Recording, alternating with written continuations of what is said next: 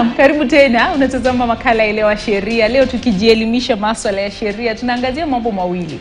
Moja kuhusu usimamizi wa taifa wakati rais na naibu wake labda wako ziarani au hawapo kabisa, inakuwa vipi? Na sasa hivi tunajadili swala kuhusu usajili kwenye asasi za usalama au idara za usalama. Vikosi vya usalama inakuwa vipi, mchakato unakuwa ni upi? Tumeona yale ambayo yamekuwa yakifanyika katika usajili kuingia katika jeshi, na tumetajiwa endapo unaojiunga nasi sasa, masharti ni kwamba lazima uwe Mkenya, lazima uwe na kitambulisho, lazima uwe na umri wa miaka kati ya miaka 18 na 28. Alafu lazima uwe umepata D+ kwenye masomo. Lazima vile vile uwe mkamilifu kimwili na kiafya, na usiwe mjamzito. Kwa wale wenzangu kina dada mnaotafuta nafasi, kuna lingine la ziada ambalo tumelibakisha. Jambo moja ambalo kikatiba na hili linazingatiwa katika wale ambao wanachukua nafasi za kuwahudumia wananchi. Kuna ile chapter 6 ambayo ni kipengo cha katiba ambacho kinazungumzia jinsi ambavyo wewe unajichukua ama maadili. Jinsi ambavyo maadili yako yako vipi. Na katika kuangalia maadili, kuna maadili mara mbili. Maadili ambayo sisi wenyewe tunayaona ama jinsi ambavyo sisi tunakuona, na kuna jinsi ambavyo wewe unajichukulia katika nafasi yako kibinafsi. Je, kuna mambo ambayo yaweza kuwa uliyafanya ambayo yanadunisha nafasi ambayo unaichukua? Je, kuna mambo ambayo kwa sababu wale ambao wanachukua zile nafasi yaweza kuwa ni watu ambao walikuwa wamefanyia kazi ama ni watu ambao walikuwa na nyadhifa zingine. Kwa hivyo katika kuangalia, je, wao katika utendakazi wao walikuwa vipi? Ni watu ambao wanaweza aminika? Ni watu ambao wako na maadili ambayo si potovu? Hile pia ni jambo ambalo hili kando tu na wale ambao wanajiunga na usalama.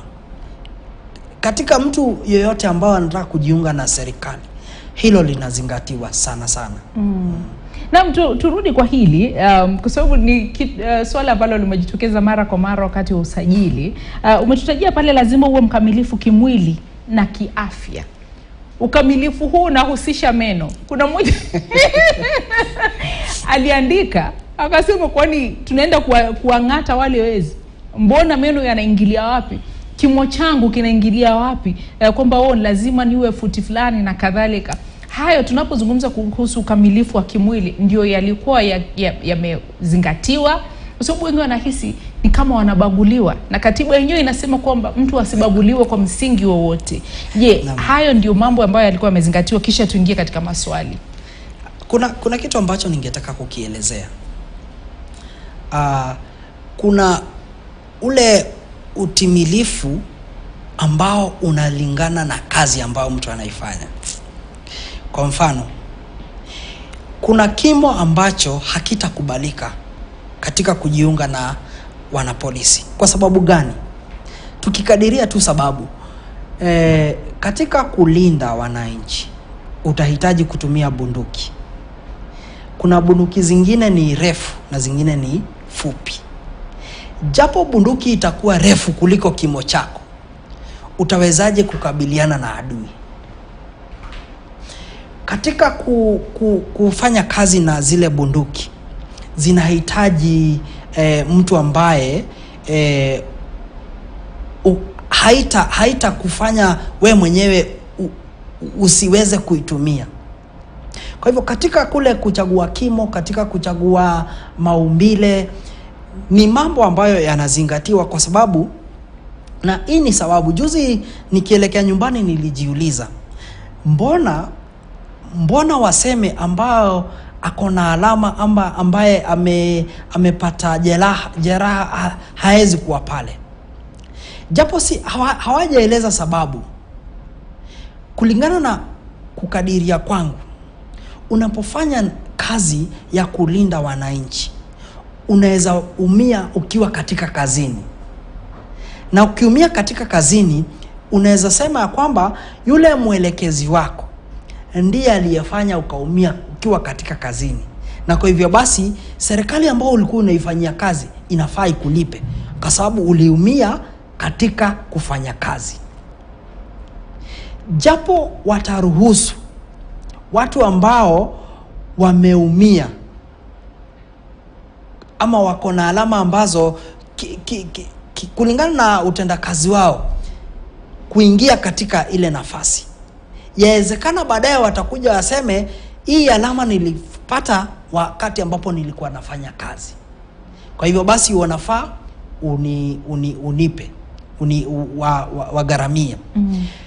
Katika kuangalia utendakazi, kila kazi ina yale mambo ambayo yanahitajika. Kwa mfano, wezi amka wewe useme wewe ni wakili na hujahitimu. Katika kuhitimu kukuwa wakili kuna yale mambo ambayo lazima pia uyafanye. Kama mtu hata hitimu kuwa wakili, hata sema ya kwamba nimezuiwa kufanya ama kusimamia watu sheria katika sheria nchini. Katika utendakazi wa polisi kuna yale mambo ambayo lazima yazingatiwe kwa sababu huyu ni mtu ambaye anaenda kupiga vita na adui. Hai, nimesikia. Haswa pia tunapohitimisha mjadala huu ili tuweze kujibu maswali ya raia. Umetutajia pale masharti kwa wale ambao wanasajiliwa, tuseme kwa mfano kama makurutu. Je, wale pia wanaotafuta ajira katika jeshi au polisi, tuseme unataka kwenda pale kama karani au unataka kwenda pale kama msemaji au unataka kwenda pale kama daktari na kadhalika. Je, vigezo ni vivi hivi ambavyo vinazingatiwa katika usajili? Vigezo vitakuwa tofauti. Kwa mfano, katika nafasi ya polisi kuna wale ambao wanafanya kazi ya wanasheria, kuna mawakili katika utendakazi wa polisi.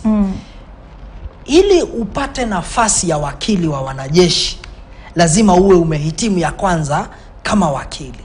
Lazima uwe umefanya kazi kwa miaka ambao watakuwa wamepeana kulingana na ile nafasi ambayo wanataka ijazwe. Watakuwa wamepeana vigezo. Hii ni wale watu wanataka kujiunga kwa sababu katika utendakazi wa wanajeshi kuna wale wanaingia pale katika wanajeshi lakini kazi yao si kwenda kupigana vita na bunduki. Wanasaidia wale wanajeshi katika utendakazi wao. Kuna wale makarani, kuna wale madaktari, kuna wale mawakili. Wanasaidia katika kuhakikisha kwamba katika kitengo cha ulinzi kimekamilika. Kwa hivyo kile kitu ambacho mtu anahitajika kufanya kazi inaendana na nafasi ambao umeitiwa lazima ukuwe umehitimu. Naam, kwa sababu tuna dakika kama 8 kabla kukamilisha kipindi, naomba tujibu maswali kwa haraka yale ambayo tumeelekezewa. Mmoja anasema ni Mark Masharia kutoka Nakuru, naomba nifafanuliwe kuhusu grade ya D plus kwa polisi na D minus kwa wanajeshi tafadhali. Kwa ufupi tunaposonga afafanuliwe hiyo alama, mbona iwe hivyo, mbona D plus na D minus? Ama wanasema tu ni alama ya chini, si lazima uwe ni alama ya chini zaidi iwe ni D plus. Na unaweza kuwa na zaidi hapo kwa sababu yaweza kuwa pale katika utendakazi utahitaji kujua jinsi ya kufanya kazi na silaha, jinsi ya kujikinga, jinsi ya kuongea, jinsi ya kushirikiana na wenzako. I think ile ni yale tu ya kidogo tu ili kusaidia utendakazi wako. Mwingine anasema, Zubeda uliza mwalimu, tunaweza shtaki wapi rais na governor ikiwa wametupa ahadi za uongo katika uchaguzi? Wanaweza shtakiwa wapi? Hakuna pale ambapo utaenda kuwashtaki. Rais anaweza shtakiwa? Rais hawezi shtakiwa kwa makosa yote. Katiba imemzuia, huwezi mpeleka rais kotini. Hata akifanya nini? Hata akikiuka katiba? Akikiuka katiba, kile kitu ambacho utafanya katika utendakazi wa rais, utakuta kwamba pengine kuna rais ametoa uamuzi ama amemwelekeza mtu kufanya uamuzi. Ule uamuzi ndio utaenda kotini kupinga ule uamuzi. Lakini hadi aondoke mamlakani amelindwa na katiba, hawezi kushtakiwa. Katiba imemlinda. Japo katika utendakazi wa court tunaona kwamba kuna yale mambo court inaelekeza. Tukiangalia pale Supreme Court, kesi ambayo ilikuwa imepelekwa majuzi tu, kuna watu ambao walikuwa wamempeleka rais kwa jina lake. Na court ilipea maelekezo. Si jambo wazi tu ati leo unaweza amka alafu umpeleke rais kotini. Lakini kuna vile vigezo ambazo lazima ziwepo. Kwa hivyo kirahisi tu uweze sema kwamba rais kama alikuahidi, ile kote ambao utampeleka ni wakati wa kupiga kura. Na gavana anaweza kushtakiwa. Gavana anaweza shtakiwa. Katika tumeona magavana wengi wameshtakiwa. Wameshtakiwa kwa sababu gani? Moja, amevunja fedha za wananchi, amewaajiri mandugu zake na marafiki zake, amekosa kuwajibika ama kushirikiana na wale MCAs. Governor hajazuiwa, hakuna kizuizi kikatiba kumpeleka kotini. Haya, mwingine anasema anashtakiwa na baadaye apatikane innocent, anaweza kubalika kwa jeshi ama kupata pasipoti. Anaweza, kwa sababu hakuna rekodi ambazo zimeonekana amepatikana na makosa. Kupatikana na makosa ni gani? Ni kesi imeletwa dhidi yako, umepatikana na makosa, court imeamua, imesema Zubeida ndiye alifanya hivi. Alimpiga mtu, alimuumiza mtu, alimuibia mtu kitu, na hakuna uamuzi wa court ambao umebatilisha ule uamuzi. Mwingine anasema hujambo Zubeida. Si jambo. Kwanza kongole kuchaguliwa kwenye kamati ya kufanyia marekebisho sekta ya ICT nchini. Nashukuru sana. Pili, je, waziri wa usalama ako na uwezo wa kisheria wa kuwasimamisha wakuu wa polisi kama vile OCS na OCPD? Ni Edward kutoka Kapenguria. Hana uwezo. Aya, mwingine anasema nikuulize iwapo unaweza kumsaidia kuingia katika KDF kwa sababu amekuwa akijaribu mara kadhaa bila kufanikiwa.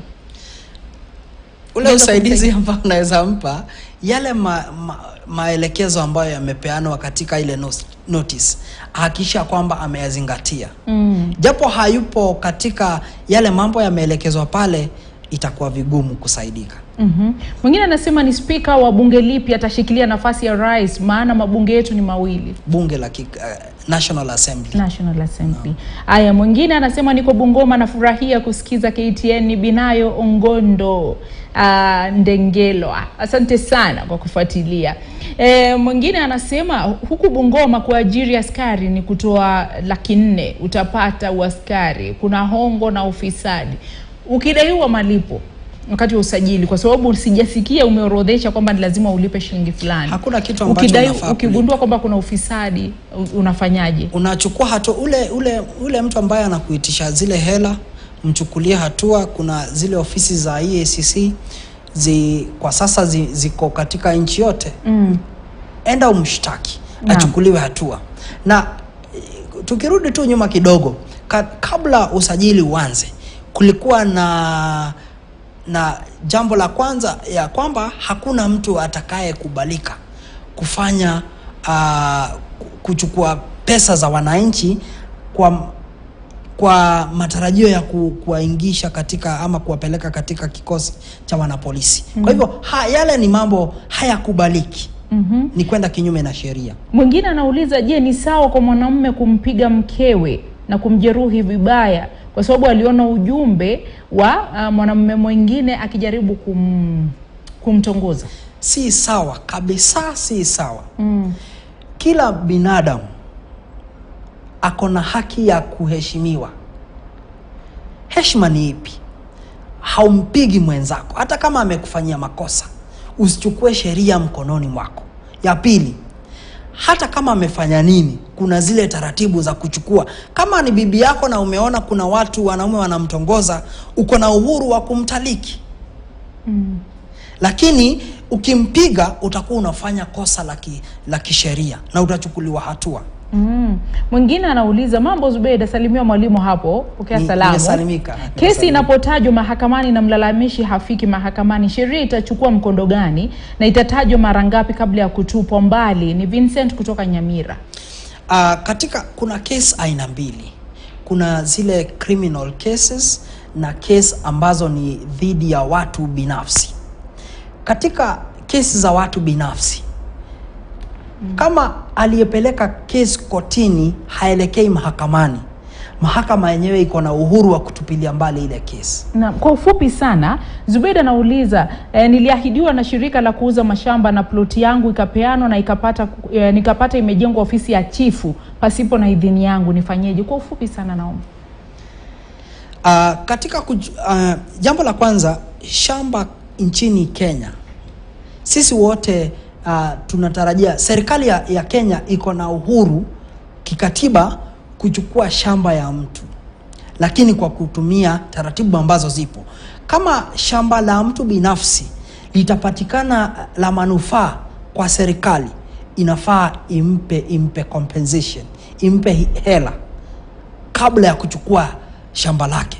Lakini pia kabla ya kuchukua shamba lake lazima impe ilani, imuelekeze maelekezo ya kwamba shamba lako litachukuliwa, na kwa sababu serikali inataka kufanya hivi na hivi, lakini wewe utalipwa. Naam. Hawezi chukua tu shamba na bila kumlipa mtu. Haya, natumai kwamba tumeweza kujibu maswali yenu japo machache kwa sababu ya muda. Nasema asante sana kwa kufuatilia kipindi. Natumai umeweza kujifunza mawili matatu. Leo mwalimu wetu amekuwa ni Paul Macharia Moshiri ambaye ni wakili. Ukimwona mwalimu Omari kule mwambie tumempa salamu. Pengine inawezekana anatazama. Salamu zake zipokee. Anatazama, najua hawezi kukosa. Anasema kuwa yuko nchini ama hayuko nchini, lazima afuatilie kipindi. Tunasema asante sana kwako wewe pia mwalimu kwa kuwa nasi katika kipindi hiki kila wakati. Muda usiokuwa mrefu na rejea na taarifa za KTN leo, na kusihi usiende mbali.